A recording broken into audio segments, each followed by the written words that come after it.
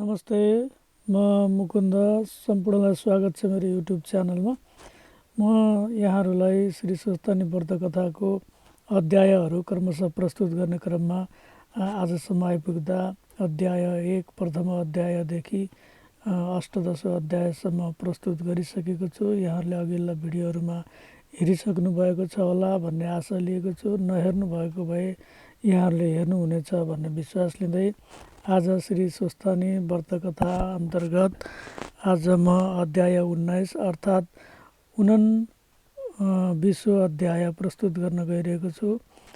कृपया धर्मानुरागी महानुभावहरूले यसलाई श्रवण गरेर धर्मबाट लाभ लिनुहुनेछ। श्री स्वस्थानी व्रत कथा माघ महात्म्य सुनेर लाभ लिनुहुनेछ भन्ने विश्वास लिएको छु। अब लागौँ श्री स्वस्थानी व्रत कथाको 29 अध्यायतर्फ। कुमारजी आज्ञा गर्नुहुन्छ, हे अगस्त्य मुनि, मैले यसरी स्वर्ग र पातालमा कुराको वर्णन गरेँ। अब म मर्त्य मण्डलका बारेमा पनि वर्णन गर्दछु, सुन्नुहोस्। मर्त्य मण्डलका दक्षिण भागमा ब्रह्मपुर नाम गरेको एउटा नगर छ।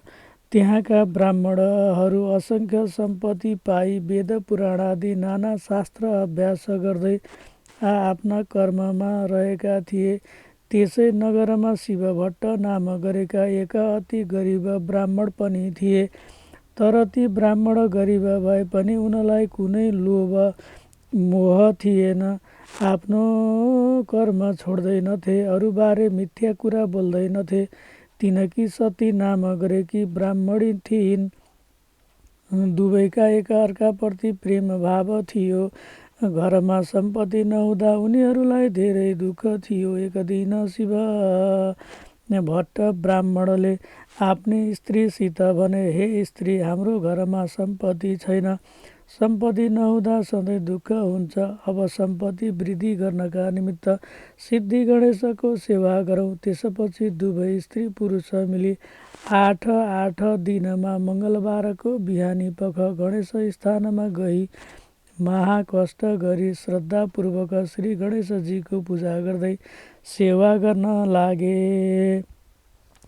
त्यसो गर्दा गर्दै 8-10 वर्ष बित्यो। उनीहरूको सेवा भावबाट सिद्धि विनायक प्रसन्न भई आफ्नो दर्शन दिएर आज्ञा भयो, हे शिव भट्ट ब्राह्मण, हे सती ब्राह्मणी, तिमीहरूले मेरो सेवा गरेको देखि म सन्तुष्ट भएँ। जे इच्छा छ त्यो वरदान माग। शिव भट्ट ब्राह्मणले श्री गणेशलाई साष्टाङ्ग दण्डवत गरी अञ्जुली बाँधी बिन्ती गरे, हे परमेश्वर, अरू वरदान के मागौँ? पूर्व जन्ममा आफ्ना कर्म बिग्रनाले यस जन्ममा सम्पत्तिहीन भई घोर दुःख पाएका छौँ। सम्पत्ति कमाउने इच्छाले हजुरको सेवा गरेका हौँ। सम्पत्ति दिई हामीलाई दुःखबाट मुक्त गराउनुहोस्। शिव भट्टले यति भनेपछि सिद्धि विनायकबाट आज्ञा भयो, हे शिव भट्ट ब्राह्मण, आजको 8 दिनमा मङ्गलबारको बिहानी पख सधैँ झैँ यहाँ आई मेरो पूजा गर्नु। त्यसै बेला मेरो मूर्तिको छेउमा जे देखौला त्यो तिम्रो घरमा लगी तसलामा राखी माथिबाट तसलैले छोपिदिनु र 4 दिन भएपछि माथिबाट छोपेको तसला झिकी हेर्नु, त्यो सुन होइरहला। तब तिमीहरू सुखी हौला। यसपछि श्री गणेशजी अन्तर्ध्यान हुनुभयो र शिव भट्ट ब्राह्मण सती ब्राह्मणीले मनमा आनन्द मानी सिद्धि विनायकलाई साष्टाङ्ग प्रणाम गरी घर फर्के। 8 दिन भएपछि मङ्गलबारको बिहानी पख पूजाको सामग्री लिई शिव भट्ट ब्राह्मण र सती ब्राह्मणी दुवै स्त्री पुरुष सिद्धि विनायकका स्थानमा गएर सिद्धि विनायकको सधैँ गरे झैँ पूजाआजा गरे। श्री गणेशजीको मन्दिरभित्र गणेशकै मूर्तिको अगाडि एक लड्डु देखेर त्यसलाई घरमा लगी तसलामा राखी माथिबाट तसलैले छोपिदिए। 4 दिन भएपछि माथिबाट छोपेको तसला झिकी हेर्दा सुनको लड्डु भइरहेको देखि खुसी भई त्यो सुवर्ण जतन गरी राखे। त्यस दिनदेखि शिव भट्ट ब्राह्मण र सती ब्राह्मणी असङ्ख्य सम्पत्तिवान भई सुखी भए।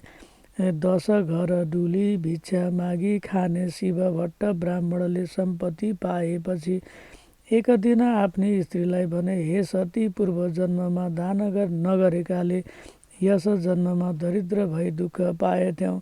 श्री सिद्धि विनायकका कृपाले हामीसँग सम्पत्ति त भयो, अब यस जन्ममा दान धर्म गरौँ भनी दुवै स्त्री पुरुषले नित्य गङ्गामा गई स्नान गरी हरिहरको पूजा गर्दै सुवर्ण द्रव्य आदि दान गरी धर्म कर्ममा लागे। दान धर्म गर्दा शिवभट्ट ब्राह्मणको सम्पत्ति झन बढ्दै गयो। त्यो देखि एक दिन शिवभट्ट ब्राह्मणले आफ्नी स्त्रीलाई भने, हे स्त्री, हाम्रा सन्तान छैनन्, वृद्ध अवस्था भयो, सम्पत्ति मात्र भई के गर्नु, कसले रक्षा गरिदेला। सन्तानका निमित्त फेरि सिद्धि गणेशको सेवा गरौँ। शिवभट्टकी ब्राह्मणीले पतिको यस्तो वचन सुनि हवस् भनी अघिकै 8 दिनमा मङ्गलबारको बिहान दुवै स्त्री पुरुषले सिद्धि गणेशको सेवा गर्न लागे। तिनीहरूले सेवा गरेको देखि सिद्धि गणेश सन्तुष्ट भई आज्ञा भयो, हे शिवभट्ट ब्राह्मण, तिमीले सेवा गरेको देखेर म सन्तुष्ट भएँ। वरदान के माग्छौ माग।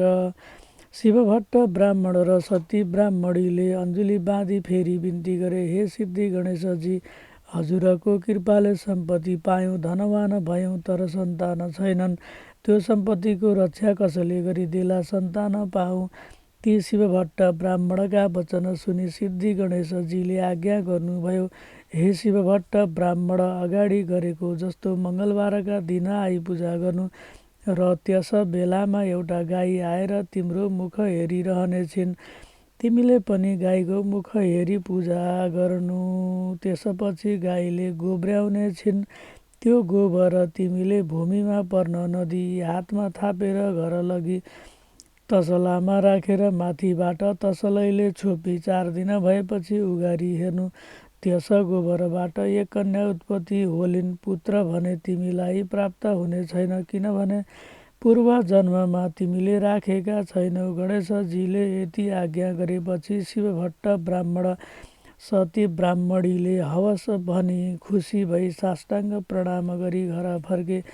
गणेशजी पनि अन्तर्ध्यान हुनुभयो। गणेशजीले वरदान दिएका 8 दिनपछि मङ्गलबारको बिहानी पख सबै पूजाको सामग्री लिई शिवभट्ट ब्राह्मण स्त्री पुरुष दुवै सिद्धि विनायकको स्थानमा गए। सिद्धि विनायकको पूजा गर्न लाग्दा एउटी गाई आई तिनीहरूको मुख हेरिरहिन्। त्यो देखि दुवै स्त्री पुरुषले श्री गणेशको पूजा गरिसकी गाईको मुख हेरेर पूजा गरी प्रणाम गरे। अनि गाईले गोब्र्याइन्। शिवभट्ट ब्राह्मणले त्यो गोबर भूमिमा पर्न नदी हातमा थापी सिद्धि विनायकलाई परिक्रमा गरी दुवै स्त्री पुरुष घर गए। अनि त्यो गोबर तसलामा राखी तसलैले छोपिदिए। 4 दिन भयो र माथिबाट छोपेको तसला झिकी हेर्दा त्यस गोबरबाट एउटी कन्या उत्पत्ति भइरहेकी देखे।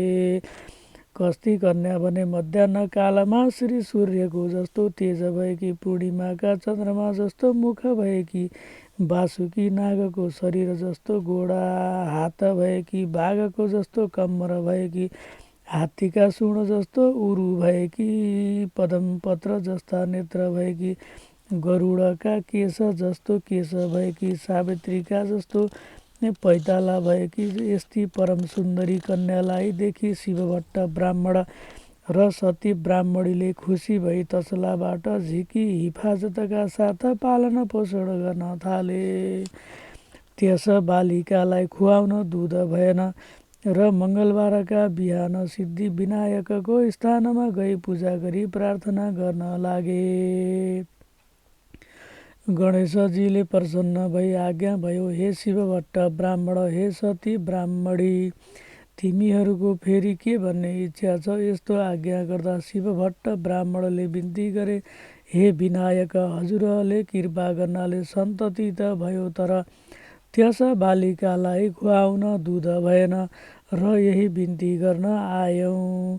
शिव भट्टका यी कुरा सुने श्री गणेशजीबाट आज्ञा भयो। मैले त्यस बालिकालाई दुध दिएँ। गणेशजी अन्तर ध्यान हुनुभयो। शिव भट्ट र सती ब्राह्मणी पनि घर फर्के। सती ब्राह्मणीले आफ्ना स्तन निचोरी हेर्दा दुध आयो र गणेशजीलाई साष्टाङ्ग दण्डवत गर्दै बडो हर्षितका साथ रहे। जसरी सीता उत्पत्ति हुँदा राजा जनकलाई आनन्द भएको थियो, त्यस्तै आनन्द त्यहाँ बालिका उत्पन्न हुँदा शिवभट्ट ब्राह्मण र सती ब्राह्मणीलाई भयो। आफ्नो शक्ति अनुसार उनीहरूले ब्राह्मणहरूलाई बोलाएर विधिपूर्वक न्वारन गराए। ब्राह्मणहरूले भने, हे शिवभट्ट ब्राह्मण, गाईको गोबरदेखि उत्पत्ति भएकी कन्या हुनाले यी बालिकाको नाम गोमा राखियो। यी बालिका धेरै भाग्यमानी हुनेछिन्, सम्पूर्ण लोकले मान्नेछन्। ती ब्राह्मणहरूले भनेको सुनि शिवभट्ट ब्राह्मणले श्रद्धापूर्वक दक्षिणा लिई भोजन गराए र ब्राह्मणहरू आफ्ना आश्रममा गए। त्यसपछि गोमा नाम गरेकी कन्या शुक्ल पक्षका चन्द्रमा झैँ दिन बढी 5 वर्षकी भइन्। एक दिन शिवभट्ट ब्राह्मण र सती ब्राह्मणीले भने, हे पुत्री, हामी गङ्गामा स्नान गरी आउँछौँ। तिमीले पूजा गर्न अक्षता केलाई राख्नु। यसो भनी दुवै स्त्री पुरुष गङ्गामा स्नान गर्न गए। यस्ता तरहले ती दुवैजना स्नान गरी नित्य हरिहरको पूजा गरी सुवर्ण नाना द्रव्य दान गर्ने गर्दथे र घर आउँथे। तिनीहरूको त्यो दानले गर्दा देवराज इन्द्रको अमरावती कम्पन भयो। यसबाट इन्द्र डराई 33 कोटी देवता समेत भई कैलाश पर्वतमा गएर श्री महादेवसँग बिन्ती गरे, हे जगदीश्वर, मर्त्यमण्डलका दक्षिण भागमा ब्रह्मपुर नाम गरेको एक नगर छ। त्यहाँ शिवभट्ट नाम गरेका एक ब्राह्मण छन्। तिनकी सती नाम गरेकी ब्राह्मणी छन्। ती दुवै स्त्री पुरुषले हजुरका पुत्र गणेशजीको सेवा गर्दा गणेश प्रसन्न भई तिनीहरूलाई असङ्ख्य सम्पत्ति दिनुभयो।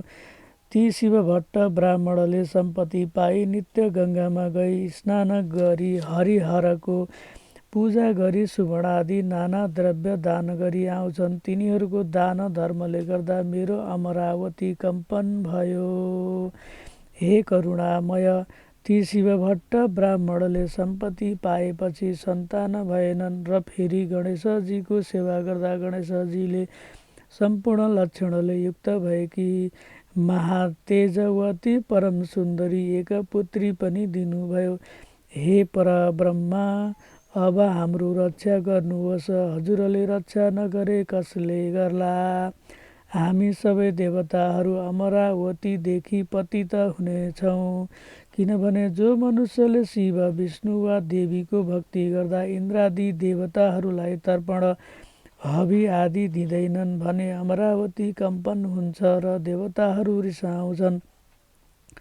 त्यसपछि इन्द्रादि देवताहरूका वचन सुनि श्री महादेवले आज्ञा गर्नुभयो, हे इन्द्र, जो मनुष्यले ईश्वरको भक्ति गर्दा तिमीले भने बमोजिम इन्द्रादि देवताहरूलाई तर्पण र हव्य कव्य दिँदैन, तिनीहरूलाई इन्द्रादि देवताहरूले विघ्न गर्दछन्। शिवभट्टले इन्द्रादि देवताहरूलाई वास्ता नगरी केवल हरिहर र गणेशजीको मात्र भक्ति गरेको हुनाले उनीहरूको भक्ति विघ्न हुन्छ।